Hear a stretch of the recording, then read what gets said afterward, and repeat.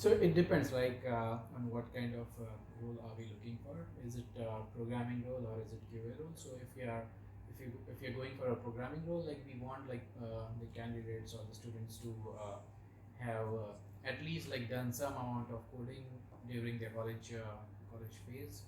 So they should have I won't say like in-depth knowledge of like coding, because that there's a training that we'll be going to provide it to them, but at least they should have interest in coding, and they should have at least done like one or two project on their own, like before we can shortlist them. So that is for the programming, and the other roles depends on what the role that we are looking for. So for example, for QA, we want the student to have a keen interest in like IT overall in general, like how does IT world works, and if they have any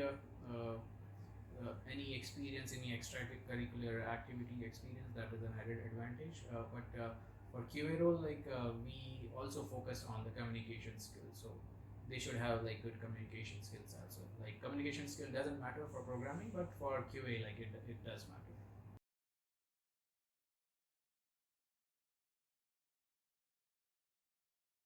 So we had a very good experience in past. I mean, we have had like Rohan, Nadeem sir himself, an ex student.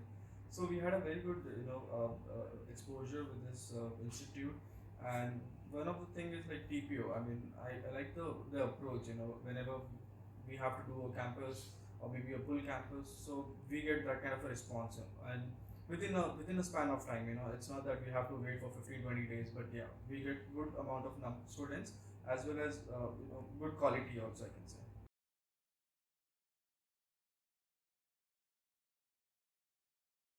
Selection process, I mean, as first is like orientation, which we generally give to all students. Post that, then there is an aptitude assessment, which we call, and then there is an HR plus technical, and then there is a final round with our directors.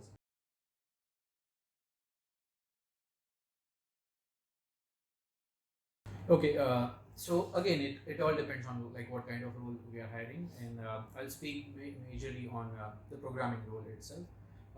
So if the students have like practical knowledge about like the coding, and it doesn't needs to be on any specific programming language as such, but if they have done practicals on their own, they have written codes on their own, like it is an added advantage. Like we don't need to spend that much time in training. Like it will be just like product based training and like brush up of the skills.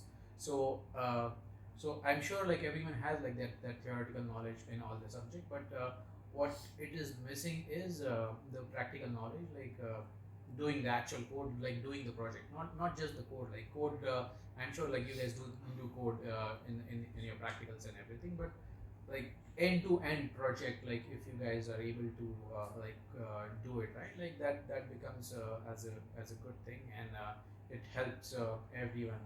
It helps the organization, it helps you also to gain that kind of knowledge, and the process becomes smoother. It's become very faster, I would say.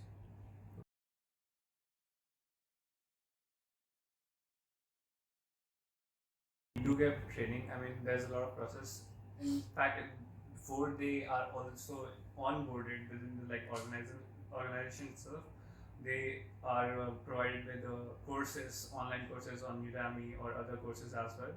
Then once they join us in the organization, at that point of time, we do give them 3 months of training. That is classroom training, where we tell them in depth of the product knowledge. Then based on their role, we also provide technical training as well. So it's a very I would say good training for three months. And even if somebody who is lacking a little bit of confidence, we do provide them a little extra time. And yeah, so it's a very comprehensive training that we provide.